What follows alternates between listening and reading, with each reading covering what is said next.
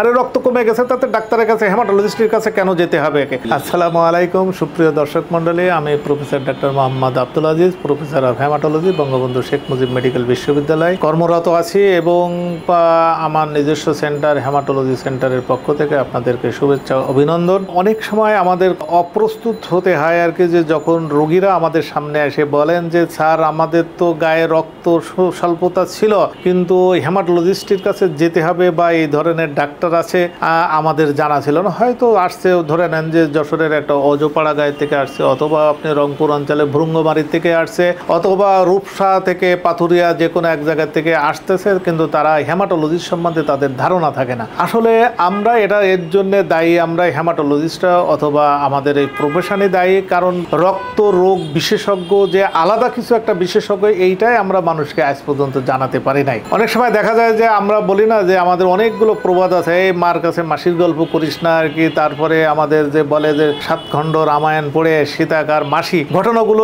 এইরকমই আর কি, যে আমরা হেমাটোলজিস্ট এখানে 1991 সাল থেকে আমরা হেমাটোলজিস্ট হিসেবে বিভিন্ন রোগের চিকিৎসা করছি, অথচ মানুষ এখনো পর্যন্ত আমাদের চেম্বারে এসে বলতে থাকে যে আমরা হেমাটোলজিস্ট খুঁজে পাই না, বা এই ধরনের যে ডাক্তার আছে দেশে এগুলো আমরা জানি না। তাই আসলে আমার মনে হলো যে আমার এই সম্বন্ধে সবাইকে জানানো উচিত, বিশেষ করে আমার পেজে যারা আছেন, এবং এই পেজ মারফতে যদি সারা দেশবাসী যদি জানতে পারে যে হেমাটোলজিস্টের এরিয়া কতটুকু বা ওনারা কি করে, সেই রোগগুলো যদি সম্বন্ধে আপনারা একটু আলোকপাত করি, তাহলে আপনাদের আমি মনে করি যে দেশবাসী কিছু উপকৃত হবে। তো হেমাটোলজিস্ট হিসেবে প্রথম কথা যে হেমাটোলজিস্ট আমাদের দেশে কম আছে, সেই কম থাকার কারণে যদি অনেক সময় দেখা যায় যে আমি একটা ডাক্তার লিভার বিশেষজ্ঞ দিলাম কথার কথা, সেটা যদি বাংলাদেশের সব আনাচে কানাচে না দিতে পারলেও যদি সকল জেলা লেভেলে, বিভাগীয় লেভেলে, মেডিকেল কলেজ লেভেলে যদি দেওয়া যায় আর কি, তাহলে সেই নামটা সকল বুঝতে পারে আগে। কিন্তু আমাদের হেমাটোলজিস্ট আমরা এখনো সব বিভাগেই দিতে পারি না, সেই জন্য হয়তো সেটা আপনারা জানতে পারেন না আগে। কিন্তু তারা কোন ধরনের রোগ নিয়ে ডিল করে সেটা অন্তত আপনারা যদি জানতে পারেন, তো তাহলে ওই যে একদম লোকালিটিতে যখন আপনি শুনবেন যে আমার রক্ত, আমরা তাহলে কি ডিল করি আর কি, বা কোন ধরনের রোগ দেখে থাকি। এক নম্বর আছে যে আমরা রক্ত স্বল্পতা দেখে থাকি আর কি, যে রক্ত কারো কমে গেছে আর কি, আরে রক্ত কমে গেছে তাতে ডাক্তারের কাছে হেমাটোলজিস্টের কাছে কেন যেতে হবে একে? কিন্তু অ্যাকচুয়ালি কি হবে যে আপনার রক্ত কমে যাওয়া বা রক্ত স্বল্পতা, একটা কলসে অর্ধেক কলস পানি আছে, সেই কলসে পানি যদি আপনি বাইরে থেকে ঢেলে দেন তো তাহলে সেটা পূর্ণ হয়ে গেল। তো রক্ত ঠিক মানুষের শরীরে ধরে নেন যে 12 থেকে 13 থাকতে হবে, কিন্তু সে 12 থেকে 13 না থেকে 6 হয়ে গেছে। আপনি ওই গ্রামে বসে যে চিকিৎসা করতেছেন সেখানে বলে দিল যে আপনি ওখানে 3 ব্যাগ রক্ত দিয়ে দেন, তাহলে 12 হয়ে গেল। তাহলে ওই কলসটার মতো ও 2 দিন পরে পানি থাকবে না, হয়তো কলসের নিচে কোনো একটা ছিদ্র ছিল যার জন্য পানি যেমন চলে যাচ্ছে। আপনি আজকে রক্ত দিয়েছেন, রক্তের একটা লংজিভিটি থাকে, রক্ত মানুষের বাঁচে আছে 2 থেকে 3 মাস, সেই 2 থেকে 3 মাস আপনি বাইরের থেকে যেটা দিয়েছেন সেই রক্ত আবার কমে যেতে থাকবে।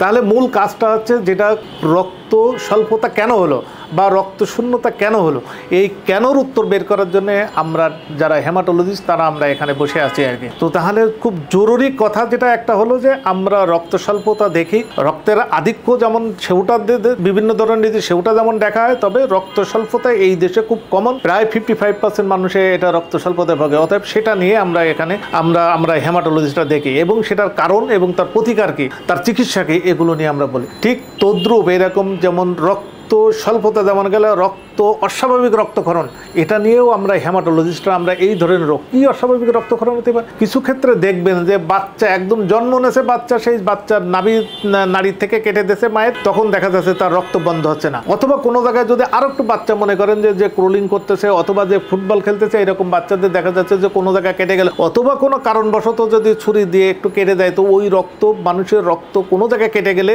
সেটা 2 থেকে 7 মিনিটে বন্ধ হওয়ার কথা। তো যদি কারোর এরকম যদি 2 থেকে 7 মিনিটে যদি রক্ত বন্ধ না হয়, অস্বাভাবিকভাবে রক্তক্ষরণ যদি হতে থাকে, এটা খুব তাড়াতাড়ি আমরা মানে ধরা পড়ে কখন, যে যখন আমাদের দেশের যে ধর্মীয় যে ব্যাপারগুলো আছে, যে যেমন মুসলমানি দেওয়া, এই মুসলমানি দেওয়ার সময় দেখা যাচ্ছে যে কারো মুসলমানি দিল, আগে থেকে তার জানা নাই যে রক্ত অস্বাভাবিক রক্তক্ষরণের রোগ আছে কিনা, এটা জানা নাই, কিন্তু মুসলমানি দেওয়ার পরে দেখা যাচ্ছে যে 3 দিন ধরে তার ব্লিডিং হতে আছে আর কি।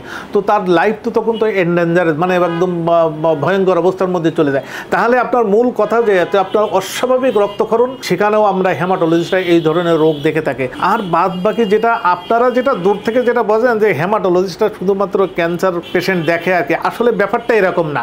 ব্যাপারটা অস্বাভাবিক রক্তক্ষরণ যেমন আমরা দেখি, তারপরে রক্ত স্বল্পতা যেমন দেখি, তেমন একটা অংশ আর কি যে এর মধ্যে যদি রক্তের কোনো ক্যান্সার থাকে সেটা দেখি। তবে বিশেষ করে যেটা আমরা মানে এখন অনেক জায়গায় দেখি যে লিম্ফোমা সম্বন্ধে আমি এই দেশের মানুষ এখন অনেকটা সচেতন, যে গলায় যাদের গ্রন্থি হয় বা গলায় যাদের গুটি বড় হয় সেগুলোকে আমরা লিম্ফোমা বলি। এই লিম্ফোমা রোগটাও আমরা হেমাটোলজিস্টরা দেখি।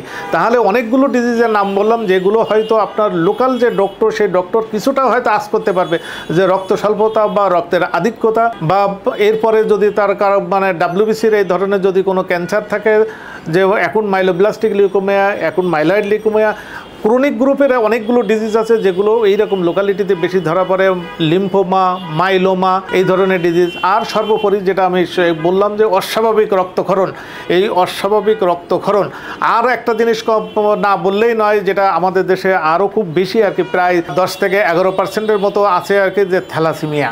এই থ্যালাসেমিয়াতে যে সবসময় কিন্তু রক্ত দেওয়া লাগে এমন না আর কি। মানুষের একটা ধারণা হয়েছে যে একটা থ্যালাসেমিয়া হয়েছে যখন তখন বোধহয় প্রতি 3 মাস পরে পরে রক্ত দিতে হবে। আসলে ব্যাপারটা এরকম না। এখানেও আপনার টাইপটা দেখতে হবে যে কোন টাইপের, সে কি ক্যারিয়ার স্টেটে আছে না কোনো মধ্যম পর্যায়ের কোনো ইন্টারমিডিয়েট গ্রুপই আছে, এইগুলো এই সিভিয়ারিটিগুলো আপনাকে দেখতে হবে বা আমরা দেখে থাকি আমরা হেমাটোলজিস্টরা। এই জন্যে যে আগে আতঙ্কগ্রস্ত না, একজনের থ্যালাসেমিয়া হয়েছে তার সে গ্রুপটা কী, সে কি মাইনর গ্রুপে পড়ছে কিনা, সে ইন্টারমিডিয়েট গ্রুপে পড়ছে কিনা, সে মেজর গ্রুপে পড়ছে কিনা, এগুলো সবই হেমাটোলজিস্ট দেখে থাকে আর কি। তো আমার মনে হয় যে আমি একটুখানি হলেও আপনাদের আমাদের হেমাটোলজিস্টরা কী করে, সেই হেমাটোলজিস্টদের ডিজিজ কী, কোনগুলো ডিজিজ তারা কারণ নির্ণয় করে, কোনগুলো ডিজিজে তারা চিকিৎসা দিতে পারে, সেগুলো সম্বন্ধে আপনাদের সাথে বিশদভাবে আলোচনা করলাম। আপনারা যদি যেটুকু বুঝতে পেরেছেন আমি মনে করি যে আমি তাহলে সার্থকতা আসলো, এবং এটা বলে আমি আমার বক্তব্য শেষ করছি। আপনারা ভালো থাকুন, আপনারা সুস্থ থাকুন, দেখা হবে আবারও কোনো এক পরিবেশ পরিস্থিতিতে। ধন্যবাদ সবাইকে।